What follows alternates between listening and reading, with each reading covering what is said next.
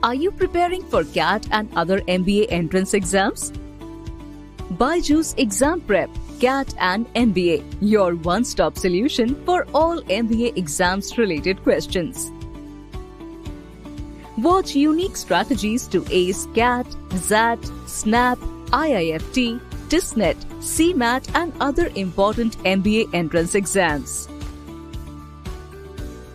Tips and tricks to boost score, subject-wise and chapter-wise sessions, previous year's questions, exam-related update and notifications, live exam analysis and actual questions discussion. So why wait? Subscribe to BYJU'S Exam Prep, CAT and MBA YouTube channel and press the bell icon to stay updated.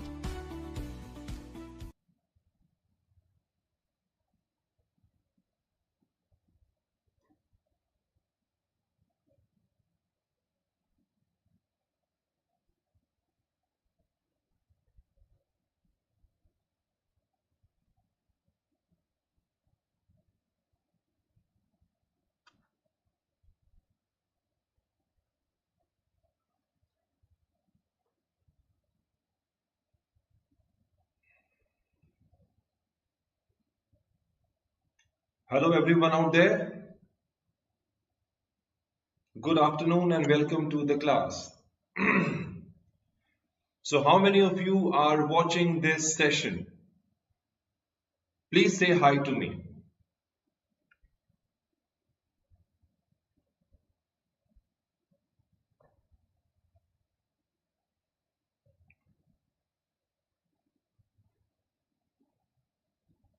Hurry up all of you, please enter the class so that we can start the session today.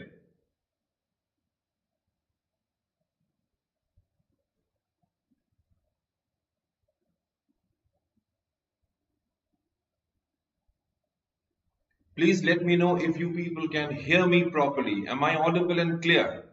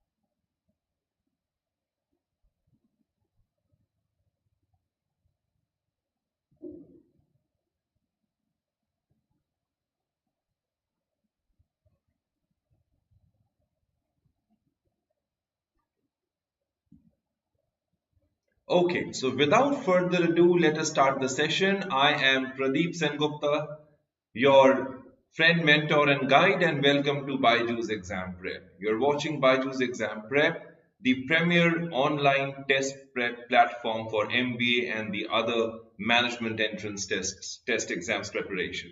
So what are we going to discuss today? We are going to be talking about the critical reasoning part of the verbal logic, and which is going to be covered extensively by the MAHCET entrance test going to be organized very soon. So in 2022, what are the important parameters of reasoning, especially critical reasoning, that you should be aware of, and how we are going to be prepared for it is what we are going to discuss today. All right. So let us start the proceedings slowly, and I want all of you to join the class as soon as possible. Okay. So these are the three important components of critical reasoning. Now, critical reasoning is an important part of RC. We have been doing critical reasoning we have done so many critical reasoning exercises and questions when we were solving RC passages for CAT. So we have seen in critical reasoning that it has three basic components. Reasoning means when you try to give your answer with the help of logic. When you try to give your answer with the help of logic, that is critical reasoning. And critical reasoning covers questions based on assumption, questions based on inferences, and questions based on conclusion. So one by one, we will try and understand what is an assumption, what is an inference, and what is a conclusion. Because without these being cleared, we may find problems in answering the questions. All right. So let us start with assumption. Let us see what an assumption is. An assumption is something which is assumed, okay, before you speak something. Now, one of the most important component of reasoning is a premise. Okay, a premise is a statement which is stated to be true, and we always consider that premise is something which is true. All right. So a premise is a statement which cannot be confronted, which cannot be challenged. And after reading the premise, you have to find out what is the assumption, what was being thought when we actually wrote this premise. What is a premise? Premise is a statement which is taken to be true. So assumption is something which actually exists, which comes before the premise. So assumption is taken for granted. It says assumption is taken for granted. Okay. And things which are left unsaid means whenever you pass a statement, whenever you say something, right? So what was the idea that was playing at the back of your mind that encouraged you to say something? All right, that is a premise. Things which are left things which are left unsaid. For example, in algebra, in class 9 and 10, whenever you were solving algebra or formula based question, right, we saw that something we take as variable and something we take as constant. So when you say let the number be x, you assume the number to be x and then you try to focus on the problem. Look at this particular statement. The statement says, your child should get examined by a specialist doctor. That's what it says. Your child should get examined by a specialist doctor. What does it mean when you say your child must get examined by a specialist doctor? Right? What prompted you to say so? You saw the child, it was weak, or the child was sick, and probably the father might have taken the child to many, regular physical practitioners. But then the father goes to his friend and the friend says, you see, you must get your child examined by a specialist doctor. So what did he assume when he said this statement? What did he assume when he stated this? He assumed that specialist doctors can diagnose better than ordinary doctor. So this is an assumption. Assumption is always based on preconceived notion. Once again, assumption is always based on preconceived notion. So what was going on in your mind? You said specialist doctors can diagnose better than any ordinary doctor, and that is why you said, and that prompted you to come up with this statement which says your child should get examined by a specialist doctor. This is an example of assumption. All right. Now let's see what an inference is. Okay, inference means an opinion. And you always draw an opinion. You'll always have an opinion when you know the facts. When the evidence is there right in front of you. How will you form a point of view otherwise? A point of view is formed whenever you have facts or evidence in front of you. And that is why inferences are deduced or inferences are derived from evidences, facts, and observation. One very logical example that you can see in this statement. It says, everyone who reads this article will be more informed about inference and assumption. So let's say there is an article and the article says that everyone who reads this article will be more informed about inference and assumption. This is the premise. And then comes the second statement. It says, Rohit read this article. Now, when you say Rohit read this article, what was the inference? The inference was Rohit is more informed about inference and assumption. This is the inference which you can draw. Since Rohit read this article that was on inference and assumption, and the very first part of the statement says everyone who reads this article will be more informed. So can we infer that Rohit, since he has read this article, he will be more informed about inference and assumption? Yes, we can very much infer this. So this is what an inference is. Based on the evidence, based on the fact, when you draw an opinion. All right. Let us look at conclusion, the last parameter of critical reasoning, the last important component of critical reasoning. What is the conclusion? The statement says any logical result of a relationship between two premises. Now there are two premises. What is a premise? A premise is a fact. A premise is unchallenged. Let's say there are two or three premises. So what is the logical result? What flows from the premise? Anything that flows from the premise is a conclusion. For example, A, therefore Y.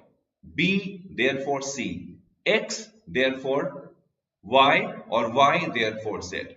So conclusions, they are the thesis of the argument. For example, if you look at this particular situation, what is the statement? Now this is the premise. The premise says this job description is inadequate. Now there is a job description, right? And one who is reading this job description, let's say I am reading this job description. It says this job description is inadequate because it is too vague. It doesn't even list the specific tasks that should be performed, and it doesn't say how my performance will be evaluated. So what are the lacunas involved? This job description, now suppose I am reading, I means the first person is reading it. So I find the job description to be inadequate. I find the job description to be vague and obscure. And it says it doesn't even list the specific task that should be performed. What are the specific tasks that need to be performed? It is not mentioned in this job description. And it doesn't say how my performance will be evaluated. So what kind of clarity am I going to get from this kind of job description? So therefore, X, Y, Z. So if this is the statement in front of me, what kind of conclusion can I draw from this statement? Well, let's look at the answer. The conclusion is the job description is inadequate. Why? Because I am not able to draw any information or any important fact from the statement given. Hence, I would conclude that the job description is inadequate, right? So I hope we have understood what an assumption is, right? Taken for granted. I hope it is clear to you what an inference is, right? Inferences are based on facts. And I hope it is clear to you what a conclusion is. Now, since we have understood what is an assumption, what is an inference, and what is a conclusion, now let's look at some of the questions and try to answer them. Okay, here we go. This is the first question in front of you, and look at the question. Now, how to define the critical reasoning questions?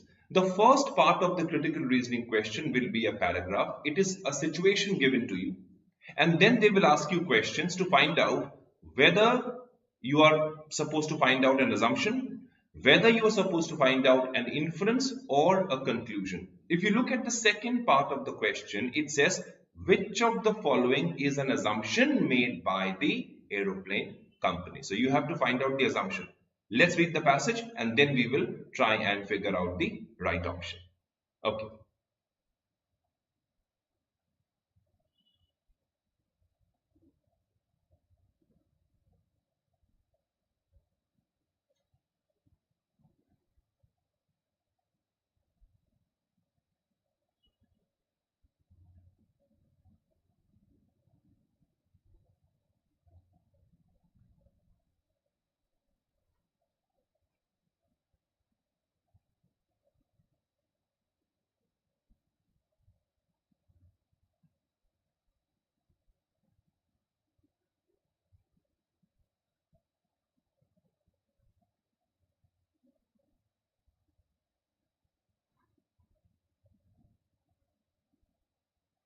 There is some technical glitch, guys. I hope you can see me, but I am unable to read any of your texts or messages. So even if you're texting, I cannot see your texts. So maybe this time I won't be able to take your questions because I can't see your text. I'm so sorry.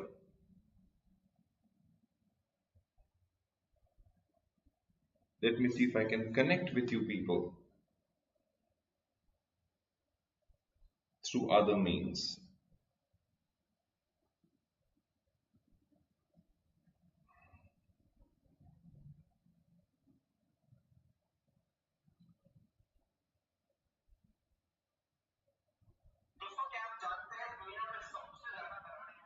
Okay, so now I can see you people.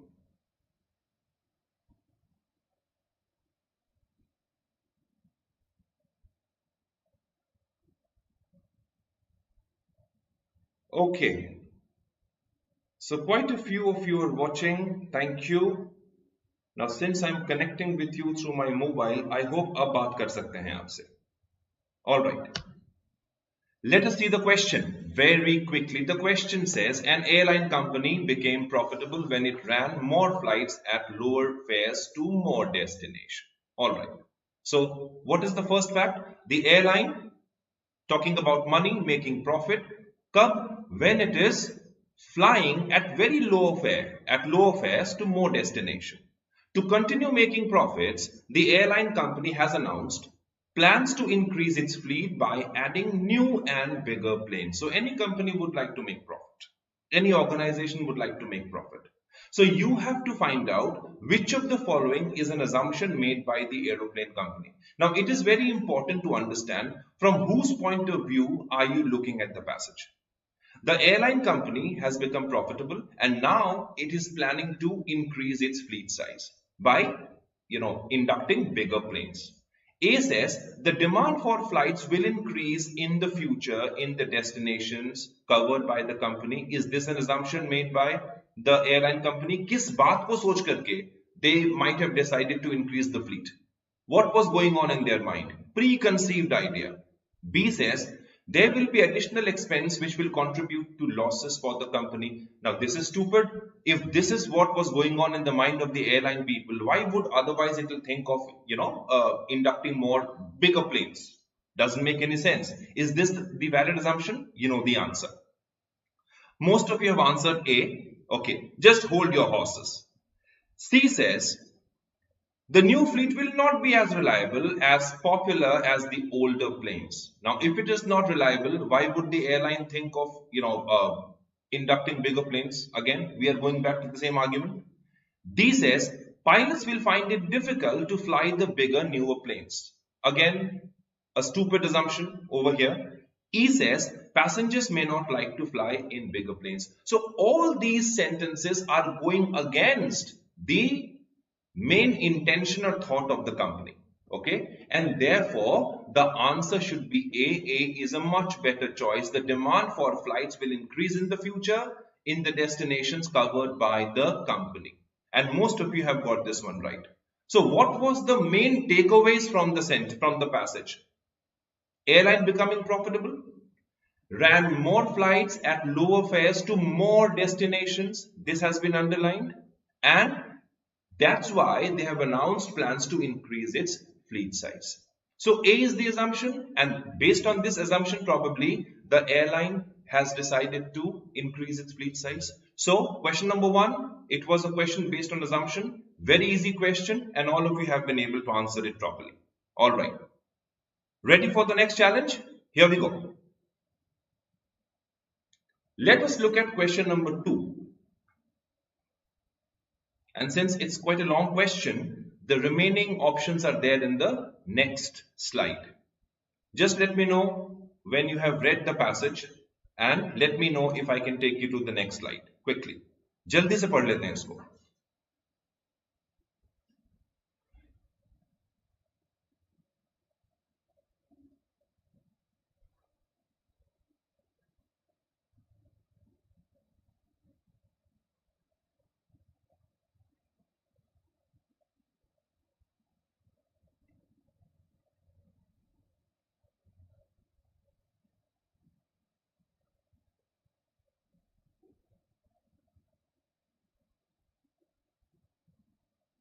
Okay, so what is the question? The question is, many people complain that the teaching profession does not pay well.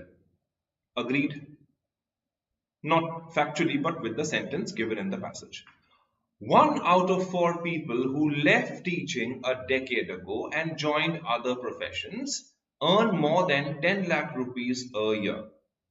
Of those who have been teachers for more than a decade, only a small fraction, 1 out of 10, earns more than 10 lakh rupees a year. These figures are an indication of the low pay scales of teachers today. I hope the question is pretty clear. I don't have to explain it. So two different categories of people have been compared over here. One who are in teaching profession and the ones who have left teaching profession for better future prospect. This is what it says. And look at the question. The question says the argument makes which of the following assumptions? Again, an assumption based question. A says people who remained in the teaching profession would have earned more than 10 lakhs a year had they also followed other professions. B says the people who left teaching a decade back left because of low pay and poor working conditions. Moving on to the next slide, C says the two groups of people compared, those who left teaching and those who continue to teach, are similar in terms of factors that determine the amount of pay in non-teaching professions.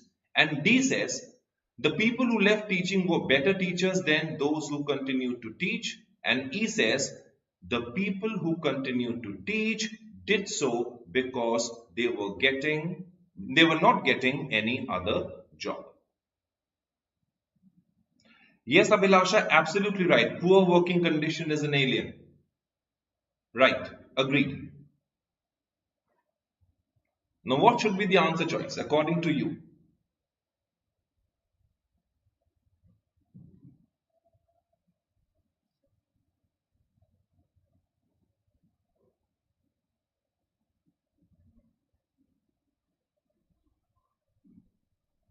What was the question? Let's go back to the question once again.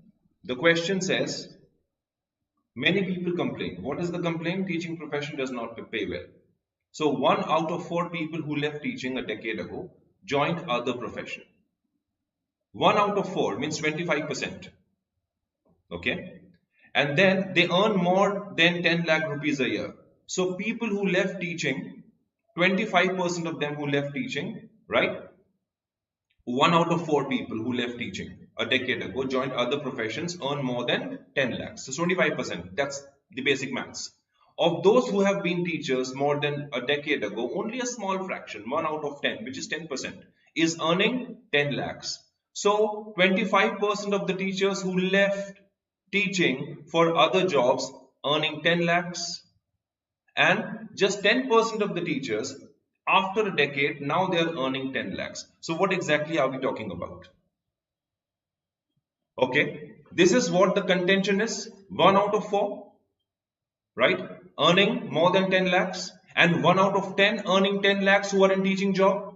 So what exactly are we talking about? Aren't we making a comparative analysis between the two? Because we're talking about figures over here. We are not saying teaching is good or bad. We are also not saying whether leaving teaching for better prospect is a good opportunity or not. What we are doing is we are actually comparing.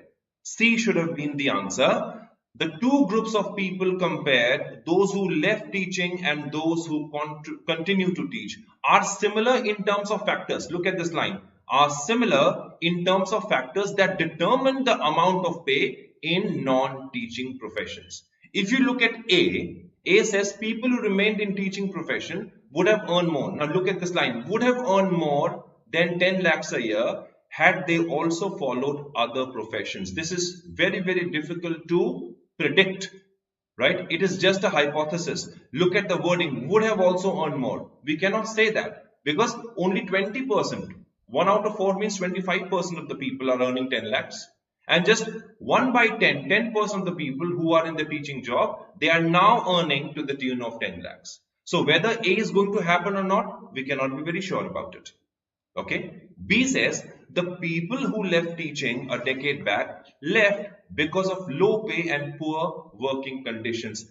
This is out of scope. We are not covering it in this particular question. The question does not talk about poor working condition or why the people left. So B is again out of context. C is a much better choice. Let's look at D and E also. The people who left teaching were better teachers. Now, are we talking about the teachers in terms of their teaching pedagogy and quality? D does not throw light on the teachers being better or worse. So D is out of question. E says the people who continued to teach did so because they were not getting any other job. May be right. This is just may be right, but this conclusion or this assumption cannot be drawn basis the information that we have got from the passage. Alright, so E is not a better assumption, so we are going to stick to C because we have done a comparative analysis between the two groups. Got it? So how smartly we are reading the options and reading through the lines, that becomes important to actually zero in on the assumption based questions. Okay, now can we move to the next question quickly? Yes, let's do it. Alright, now this question might catch your attention. Okay, all those gamers out there, read it.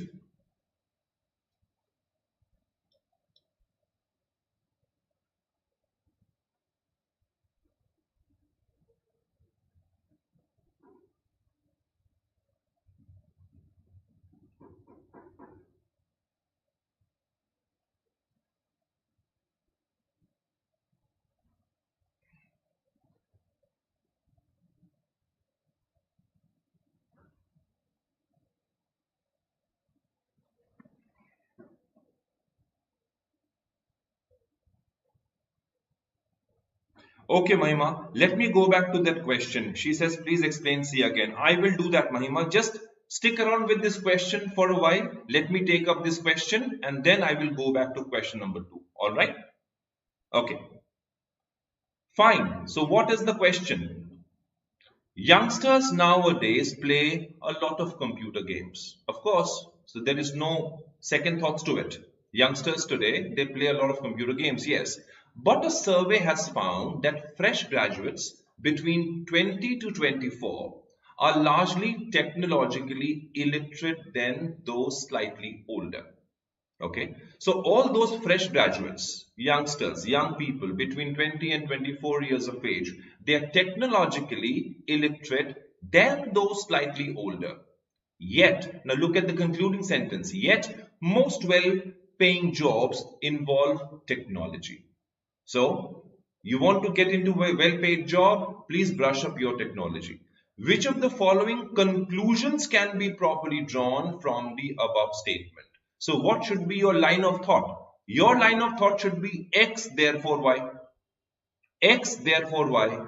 Now, if I draw your attention to the last line, since, now start reading the sentence with since, most well-paying jobs involve technology, therefore, since most well-paying jobs involve technology, therefore, A, if youngsters are to get well-paying jobs, they have to learn more about technology than just games. Quite a valid, point. But let's look at others also.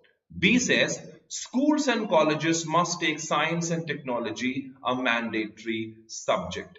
Will that result in more and more people being good at technology? Who are we talking about? We're talking about youngsters. From whose point of view should we look at the sentence? We should look at the sentence from the youngsters' point of view and what is important for job procurement, isn't it? So is B a valid argument? I don't think so. Look at C. All graduates must be made take bridge courses to fill their knowledge gap in technology. Now, this is something which is very suggestive.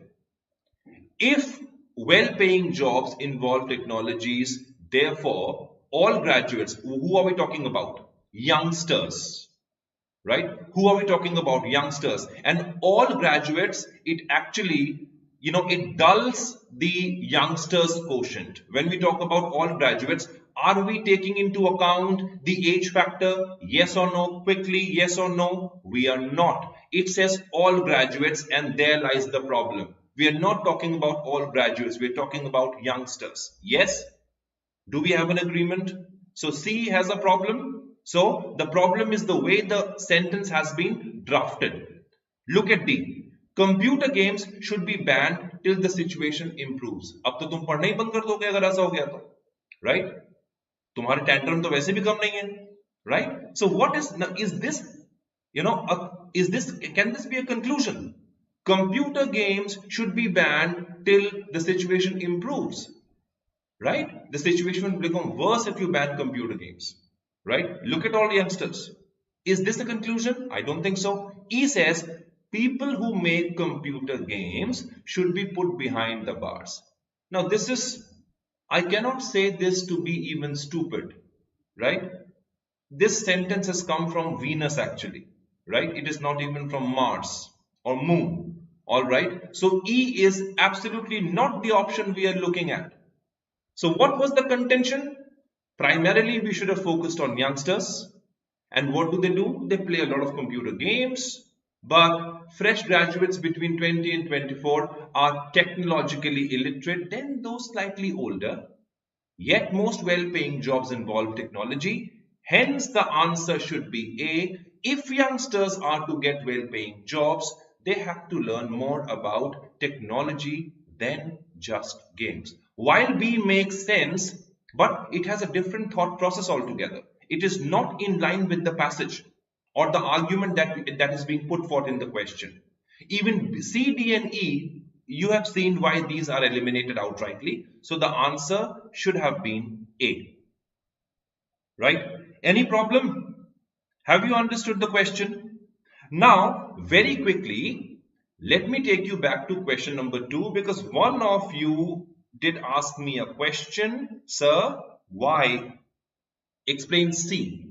Now, if you look at question number 2, right, I forgot your name who asked this question, right? Just focus on the underlying part. 1 out of 4 people who left teaching a decade ago joined other professions earning 10 lakhs. So 1 out of 4 means 25%. Then come to the next part. Of those who have been teachers for more than a decade, only a small fraction. And what is the fraction? 1 out of 10. That means 10%. Earning more than 10 lakh rupees a year. Now come to the question. The argument makes which of the following assumption? And if you go to point number C, we have seen outrightly the assumption is 2 groups have been compared in terms of what? Those who left teaching and those who continue to teach, right? They have been compared and they are similar in terms of factors that determine the amount of pay in non-teaching profession. We are just looking at the quantum of money offered in the non-teaching profession vis-a-vis in the teaching profession. So that was the contention. That is why C should have been the right answer. All right. Okay. Moving on to the next question.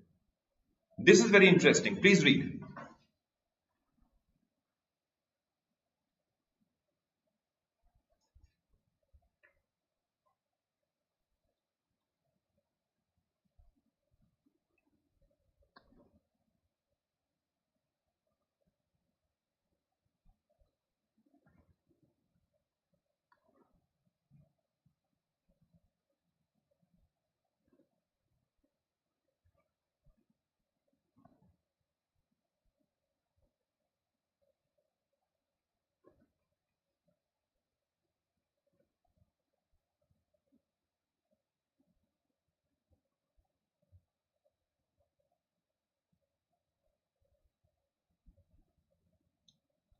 Okay, so what is the question? The question is, psychologists say that people think that event is likely to happen based on how often they come across the news about it. So, you're thinking or people thinking how, an event, that an event is likely to happen.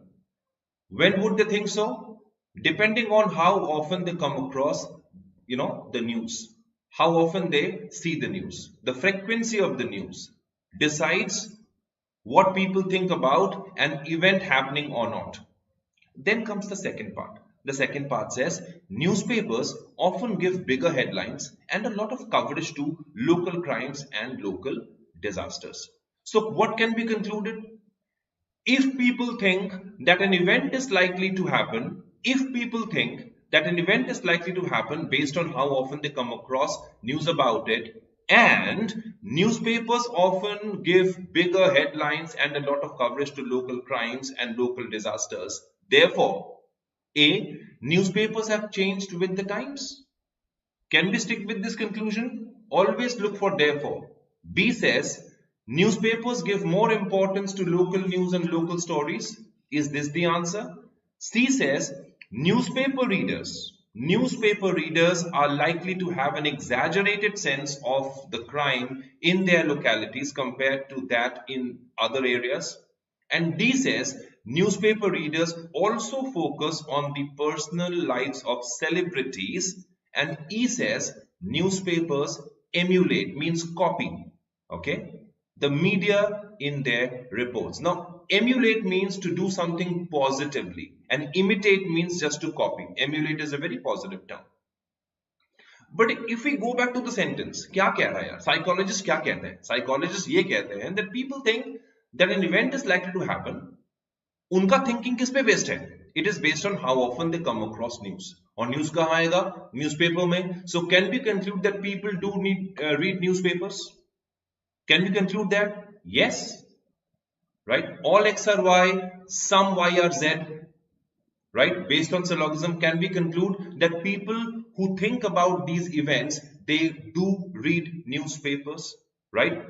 Basis this, if this is your reason, if this is your line of argument, then can we say that C is the right answer option? Newspaper readers are likely to have an exaggerated sense of the crime in their localities compared to that in other areas. Why? Because newspapers often give bigger headlines. Go back to the question and read the second line. Newspapers often give bigger headlines and a lot of coverage. So that will naturally invite people's attention. Which people who read newspapers? And these are the people that think that event is likely to happen based on how often they come across the news. And where will they come across the news? Of course, in newspapers. So the answer over here should have been C. Now let's look at A and B also. Let's look at B. Newspapers give more importance to local news and local stories. Of course they do. Of course they do. Right?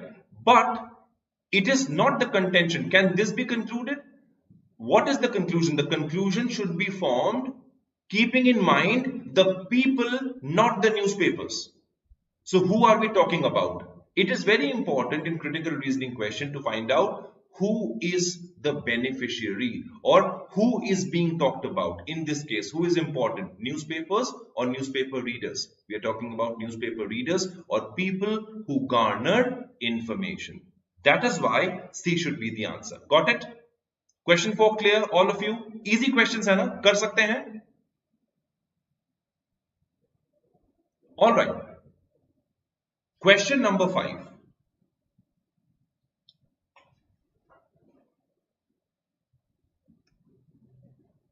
Let's look at question number 5 very quickly.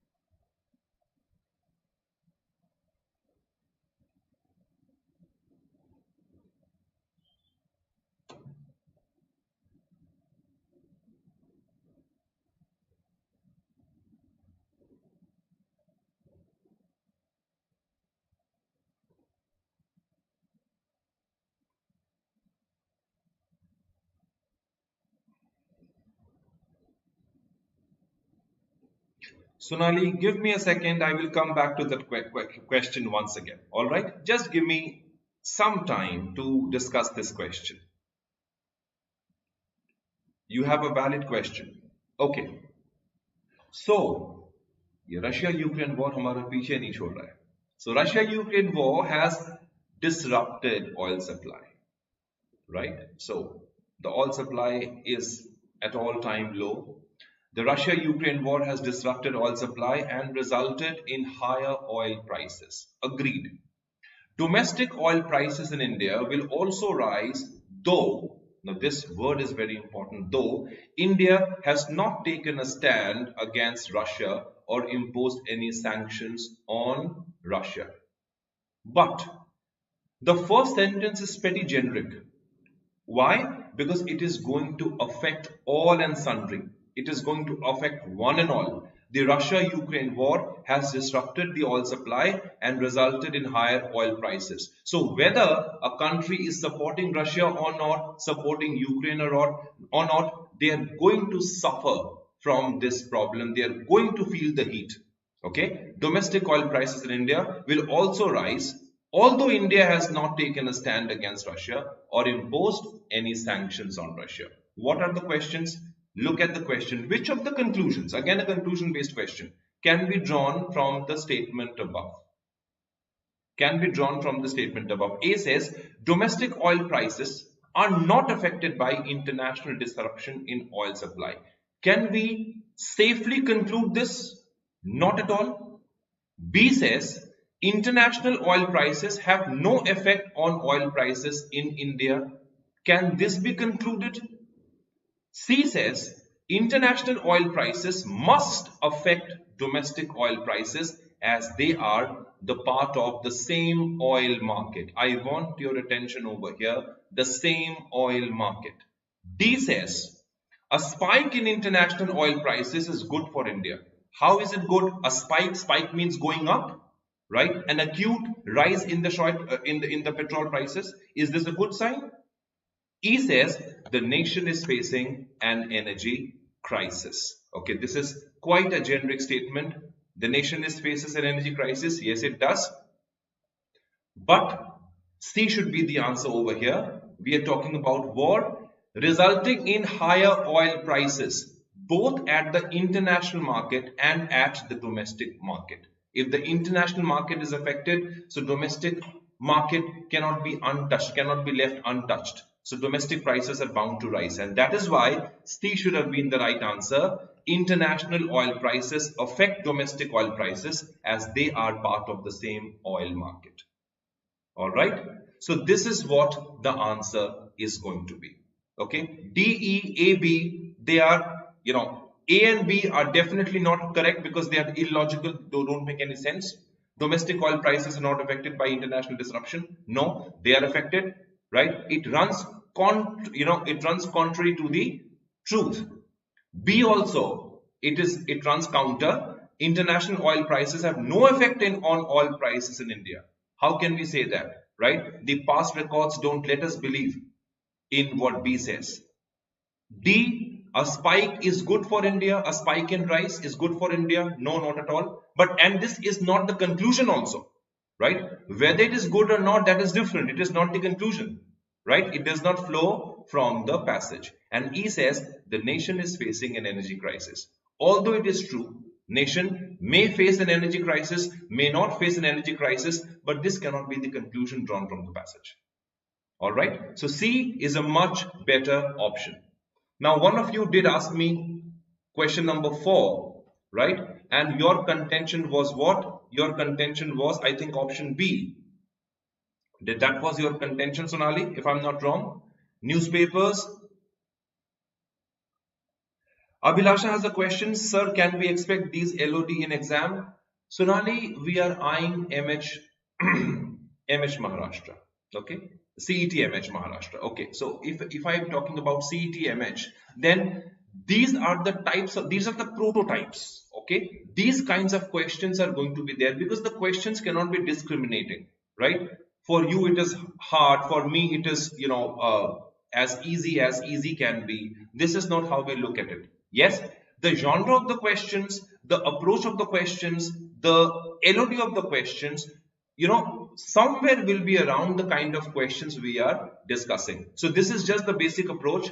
And of course, you have to solve more and more of CR questions to actually get that much needed confidence.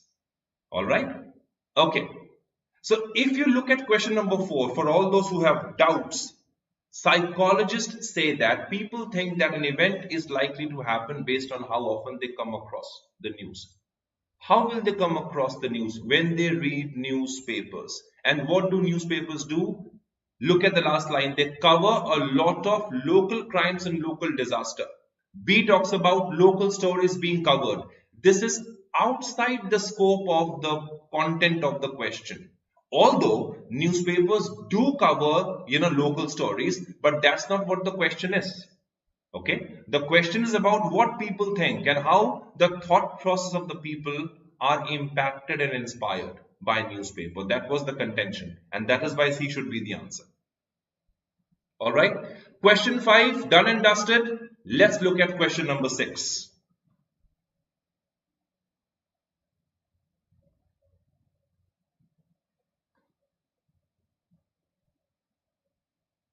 Sailesh has a question. Sailesh asks, so what is LOD? Sailesh, LOD means level of difficulty. Question कितना difficult होगा, right?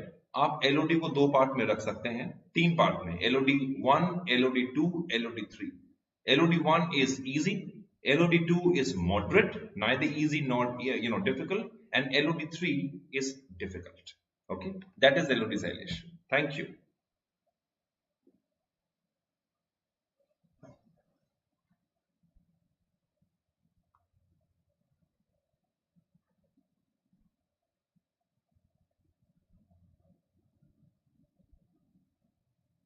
All right, question number 6. The average per capita consumption of staples in India per year is 80 kg.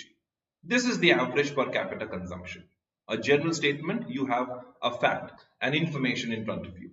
This is 20 kgs more than in 2010. What it is today, it is 20 kg more than it was in 2010. Okay, 2010. And why is this increase? The writer of this passage says this increase can partially be attributed to. What is the reason? The partial reason is the increase in the share of population of people between 18 to 50 years. Okay.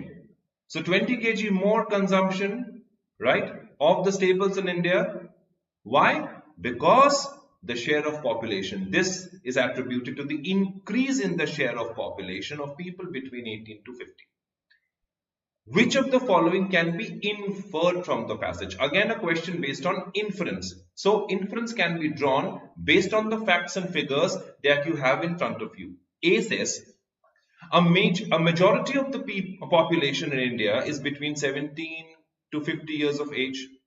B says there has been a significant increase in population in India since 2010. C talks about children and people below 18 and over 50 years of age eat more food on an average than people in other age groups.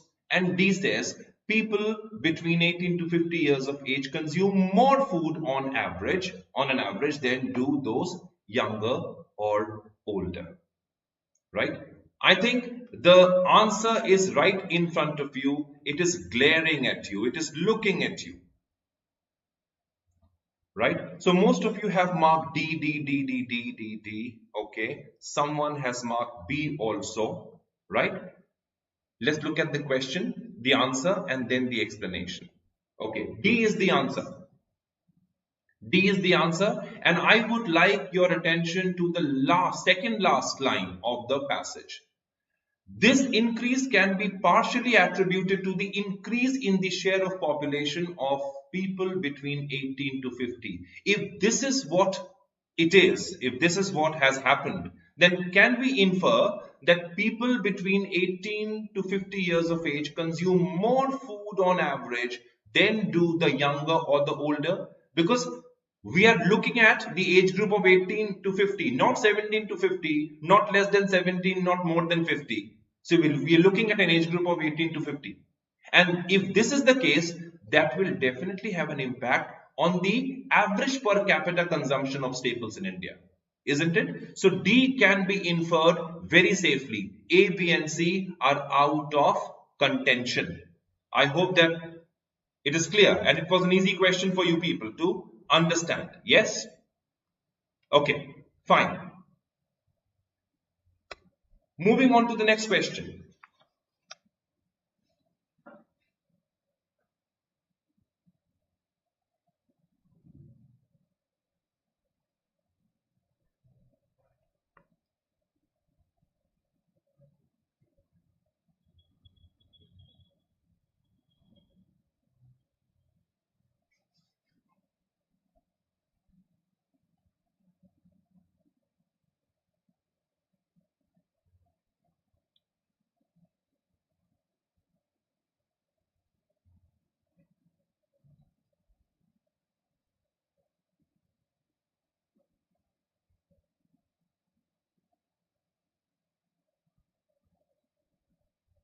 Okay, so quickly key in the answer. थोड़ा सा tricky हो सकता है.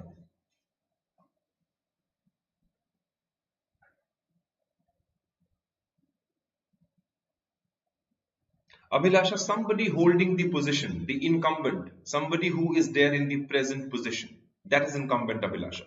Okay? जो अभी present position में है. Shivam has keyed in D. All right. Thank you, Shivam. Rosters says D. Okay. Great Rosters. Thank you.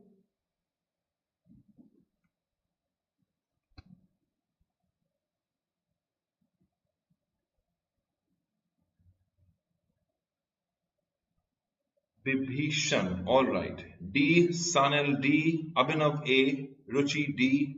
Dharmi says D. Shehrish Khan D. All right.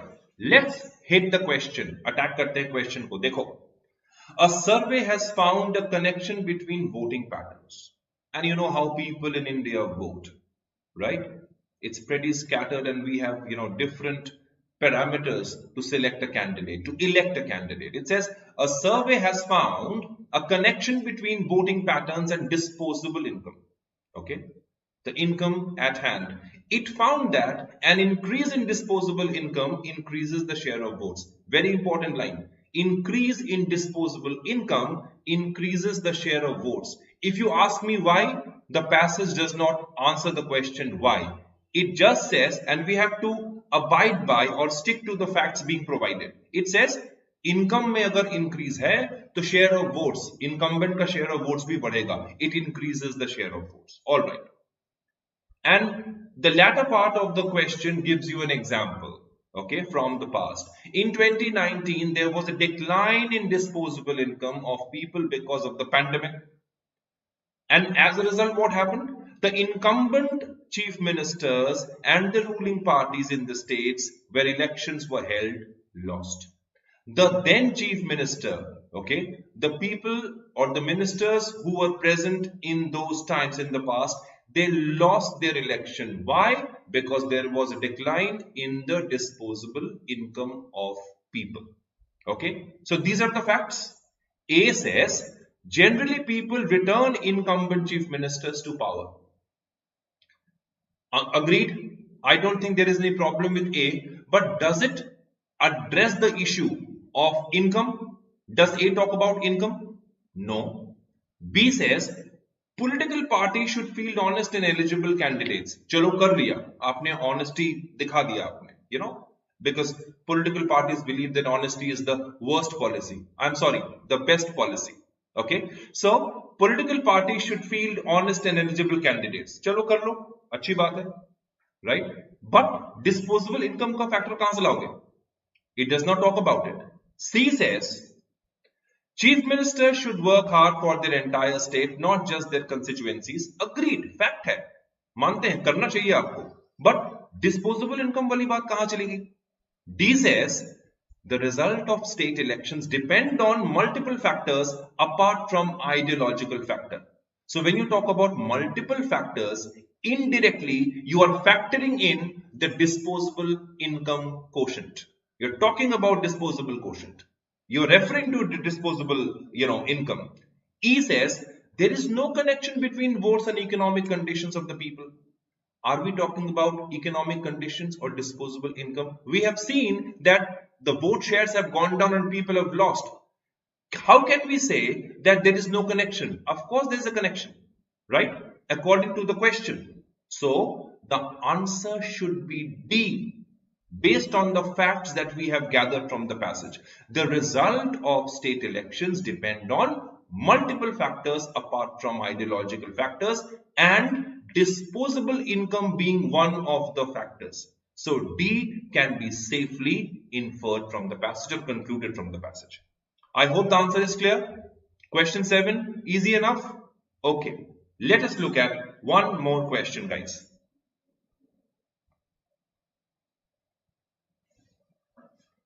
Okay, let's read the question.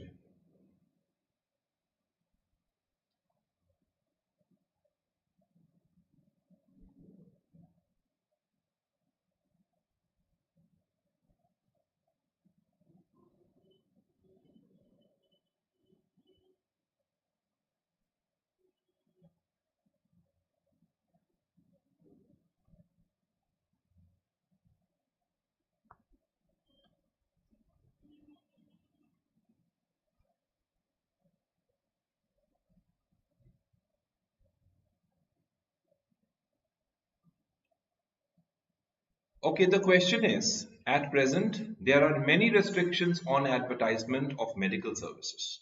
A medical practitioner has to give many details, including his fees, when people in an advertisement of services, when putting in an advertisement of services available in the clinic. More private practitioners will advertise their services if these restrictions are removed. It has been found that doctors who advertise their services actually charge less for specific services than those who do not. If the restrictions on advertisement for medical services are removed, then the medical fees be lower overall. Okay, so these are some of the contentions and facts. Which of the following can be inferred from the statement above? A question based on inference. Let's look at the options.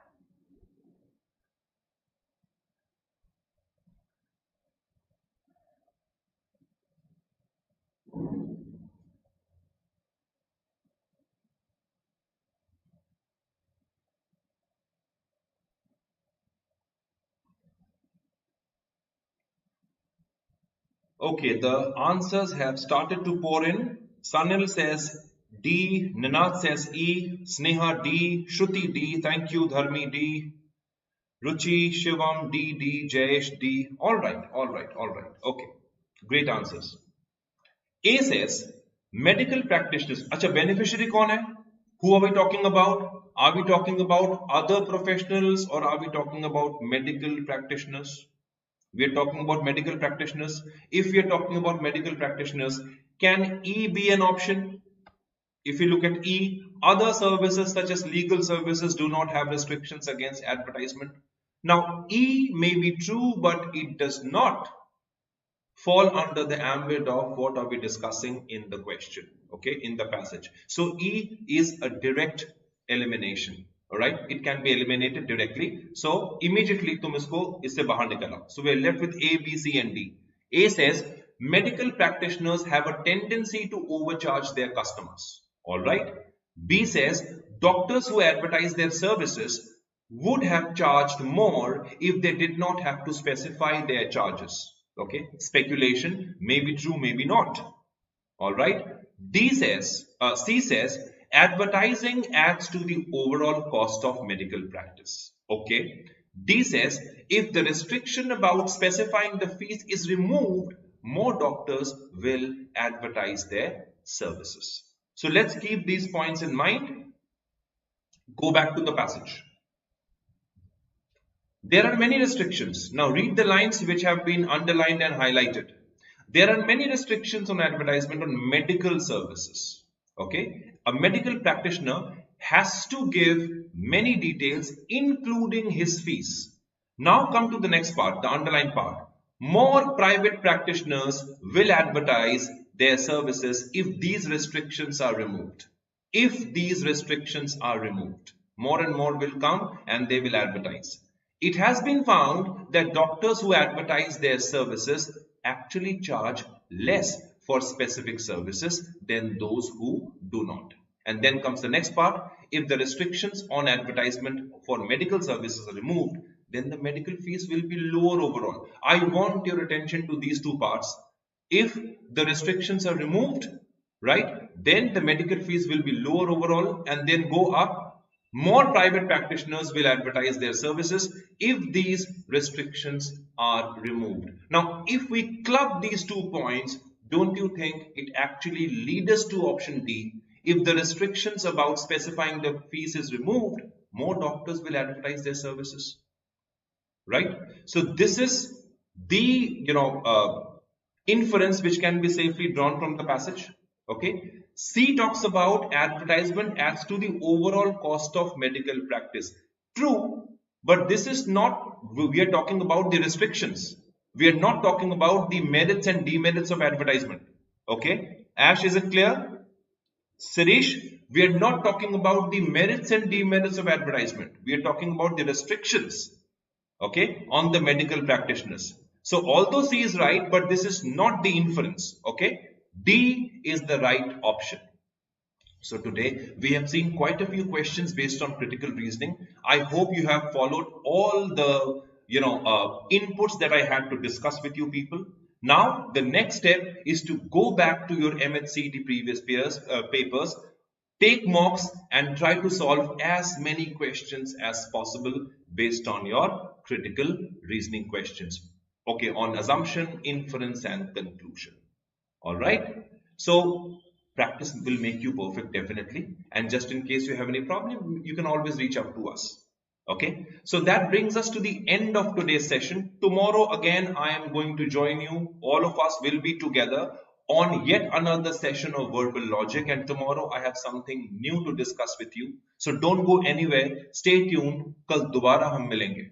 Okay. So CAT 22, the batches have been rolled out. And this is the feature which you are going to avail when you join us. So all those who are eyeing CAT 22, please hurry up and join BYJU'S exam prep. And for any details, call on the given number or write in to us. And we will be more than happy to reach out to you. All right. Mahima, you can practice. There are many online mock test resources available on website, or you can take the BYJU'S mocks for your MAHCET program. The classes are going on. You can talk to the counselor and get the details. All right. And please don't forget to like the session, comment on the session, share it with your friends and subscribe to BYJU'S exam prep platform. And don't forget to press the bell icon to get all the notifications that you need. All right. Follow us on Insta. YouTube पे तो हम मिलते रहते हैं. We have become good friends, right? Facebook पे follow करिए. Follow us, join a Telegram group, very important. You get to talk to the faculty, there itself when you join a Telegram group. And download the our app from Google Play. So on that note, this is Pradeep sir saying goodbye to you. Kal dobara milenge. Take care, be happy and solve as many mocks as possible. Bye-bye all of you.